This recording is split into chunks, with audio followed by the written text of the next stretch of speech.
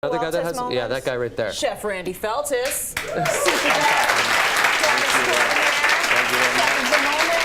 Tracy. You always bring it. That's why I love you. We're bringing it. Yeah. So we're going to make a pho, and I love pho, but this is not any pho. I'd like to title it like a spring pho. A spring because pho. you know what? This has been the hardest, longest winter ever, and I'm putting on red shoes every day just to brighten my own mood. Me too. So instead I of do doing yellow. Those are sharp. Oh, this hurts. I wear about sunglasses, but those are I nice. can't stay for a long time. Okay. Looking good, Trace. Thanks. Ooh. Do you want to cook? You ready to go? You get your stretching out of the way? Oh, yeah. Okay. So we're putting crab. I mean, this is the remarkable thing about this. Look at those crab if we're going to do a legs. crab pho, we're going to do the king of crabs, the Alaskan king crab. And this is particularly fancy and amazing and expensive because I got it from my buddy, the best fishmonger in town, Johnny Fish. And this is a 6 to 8 count. So this is kind of the largest king crab you can buy. And funny thing is with king crab, it's kind of like shrimp. They go amount per pound. Well, king crab is amount of legs per 10 pounds. So this is 6'8", meaning that each leg is just over a pound. Unbelievable. Yeah. That's a huge crab. I'm happy I never met that guy. Yeah, you don't want to see him live. You don't want to see him live. He could take you down. Yeah. But you know, I brought extras because usually it's a long car ride home and I'm kind of hungry. So I can kind of have a snack on my way home. So I imagine we're all familiar with pho. Right? Yes, well, you know what, I would assume so, but maybe not. It's a Vietnamese soup. Vietnamese soup. There are all sorts of amazing, great, fresh ingredients inside. There are all different ways that you can have it done, but the basis is like a broth. There's usually a noodle, sometimes some kind of meat, which today you're going to use the crab, and a lot of veg. You got it. So it's a good soup. We have to start with the broth. Now, I bought this from the fishmonger because I was really, really busy all weekend, and I just got a shrimp broth. But when you buy an ordinary broth, you just give it a smell, Trace. Sure. And kind of a taste. Oh, Smells perfect. And then what I did is I kind of kicked it up a little bit. I put some cinnamon, some star anise, things like that. You'd also get some like lemongrass. Really, like you don't have to follow any recipes here. You can just kind of like do what you want to do.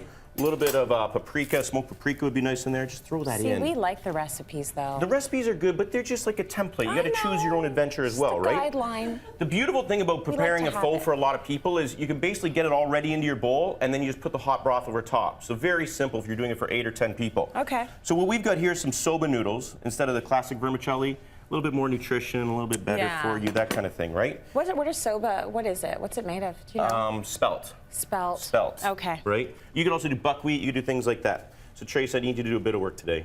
Oh, what do I gotta do? Do a little julienne of red pepper. That's all you have to do. Julienne? Okay, I can do that. Matchsticks. Matchsticks is a word we can all identify with. But you know, when you use words like that, I'm just... Matchsticks? Matchsticks I can deal with. Julienne got fancy. Julienne gets a little technical. A little fancy. Then we got some snow peas because we want to go on this freshness, right? Okay. We got a little bit of baby bok choy. One of my favorite things in the entire world. So do I. I love baby bok choy. And then a little bit of fresh fennel for that kind of anise flavor, right? Okay. How's my julienne, my little matchsticks? Beautiful, Tracy. I think they're going pretty well. Looking good. Let me just try one to make sure. Perfect. They're good? Your knife skills have come a long way since I've been here for 5 years. I gotta tell you. Thank you very much. I thought about that this morning as I was slicing up an orange for my kids. They're like, wow, fancy, Mama. I'm like, yeah, well, you know. See? It all comes I learned a little something, something.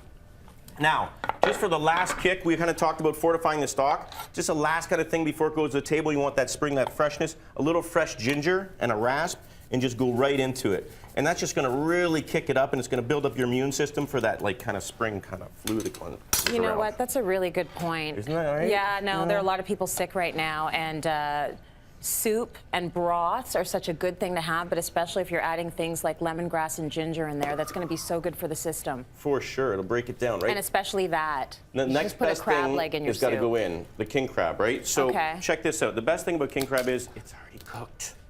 Oh, that's a good thing. Right, it comes in frozen, but it's fresh frozen. It's already cooked. Watch out, you're in the spray zone. Was that easy to do? Oh, wow.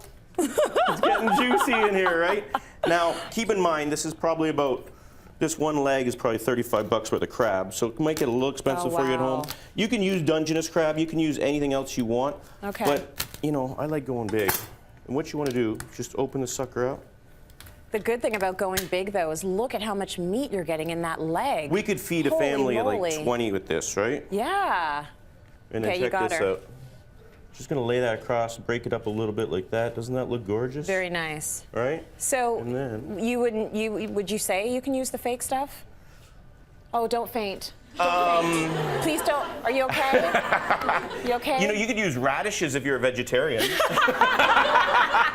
right? But I don't know about the fake stuff. The pollock. I mean, listen, if you're on a budget, by all means, the pollock would work just fine. Don't use the fake stuff. Don't use the fake stuff. Don't do it. So to finish this off, what you want to do is you want to take this to the table, kind of like this. And they normally serve bean sprouts on the side. Yeah. But I kind of thought there's not a lot of nutritional value in the bean sprouts. There's not a lot of flavor. What if you put some gnocchi mushrooms on the side? Oh, that's nice. Right? Throw a little bit of basil down here. Right? A little chilies. Hello, what's going on? A little lime just to kick it up.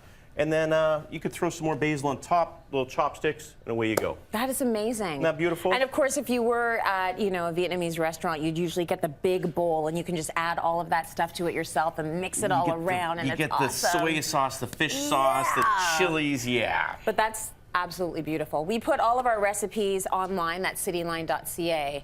So there are so many amazing lifestyle blogs out there. We know so many of our viewers read them. Each month, we feature one on our website, cityline.ca.